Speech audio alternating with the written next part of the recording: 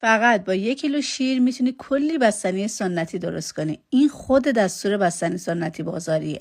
4 تا لیوان شیر پرچرب رو داخل قابلمه بریزین، بهش 1/4 لیوان گلاب، 1 لیوان شکر اضافه کنین. 1 قاشق چایخوری سرلب، 100 گرم خامه صبحانه هم اضافه کنین. حالا اینجای کار اگر خواستین بستنیتون وانیلی بشه بهش وانیل اضافه کنین. اگر خواستین زعفرونی باشه زعفرون اضافه کنین.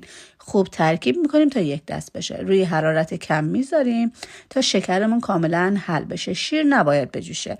7 تا 10 دقیقه که روی حرارت بود خاموشش کنین و حالا موادمون رو داخل ظرف استیل بریزین. داخل فریزر قرار بدین. 100 گرم خامه صبحانه رو داخل یه دونه کیسه نایلون بریزین و کاملا صاف کنین تا یه لایه نازک در بیاد و بذارین داخل فریزر تا سفت بشه. بستنیمون رو هر 1 ساعت از فریزر در میاریم و خوب هم میذاریم تا حالت یخی پیدا نکنه. دوباره میذاریم داخل